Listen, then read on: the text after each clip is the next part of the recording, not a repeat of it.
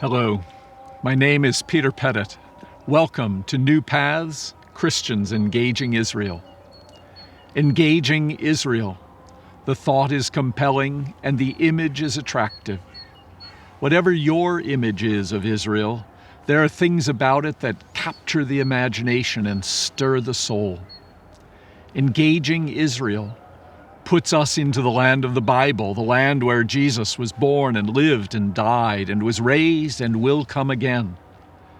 Engaging Israel brings us to a focal point of world politics. This is the homeland of both the Jewish and the Palestinian peoples. This land stirs strong emotion in people far away. All of this makes it fascinating to engage with Israel. Israel's very complexity, though, can push us to narrow the scope of our engagement. Weariness and frustration with the political conflict lead some Christians to shrug their shoulders and sigh, "What can you say?" Other believers are thrown into combative fury by their indignation, anger, and a wounded sense of justice. How can such a holy place be home to such suffering? Yet others among us look beyond the present to a passionate vision of the end times. When we look out over Jerusalem from this southern vantage point, it becomes clear that none of these perspectives, taken by itself, takes in the whole picture. Each one zooms in on one part of it and engages it as the critical issue. There are critical issues here, at holy sites and in Palestinian villages, in the halls of government and in hospitals, along the separation barrier and at the universities, in schools and homes and workplaces, and in the streets. And before we will understand these critical issues, we need to understand Israel more fully, more as a whole, more in its context.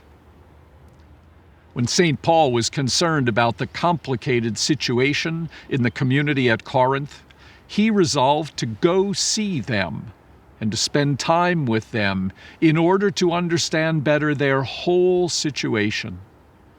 "I intend to pass through Macedonia," he said, "and perhaps I will stay with you or even spend the winter with you, for I do not want to see you now just in passing. I hope to spend some time with you if the Lord permits."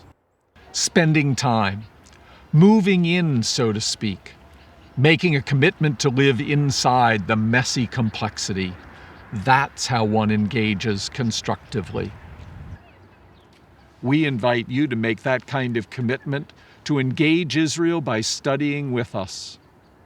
We'd love to bring you here, and what we'll do is bring this to you in videos and interviews, in texts to study, and in connections to a variety of sources that will open up a fuller experience of Israel to you. In our first course, Images of Israel, we'll start there, in the Old City, following the footsteps of Jesus and finding that we encounter far more than Christian holiness. We'll move on to explore how the Jewish people have understood themselves as a nation and how Christians have responded to that in different ways over time, as well as how it plays out in our own time. We will learn about the common bond that Palestinians feel as a nation, the conflict that has created with the Jewish people, and the efforts that have been made to resolve the conflict. We will learn about the aspirations Israel holds for all its people, for its life, and for its place in the world. This series isn't primarily about history or politics. It is about values. The values that Israel holds and seeks to live out as a Jewish nation, and the values that you bring to your engagement with Israel as a Christian. We believe a focus on values can open up new paths beyond the frustration and confusion, the narrow advocacy, and the competing narratives.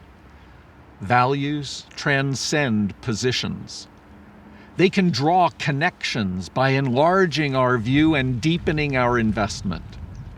Shared values can form a strong basis for meaningful engagement, not as friend or foe, but as a committed fellow traveler dealing with the complexities of the journey. That journey with Israel is the one on which we invite you. Join us on new paths as Christians engaging Israel.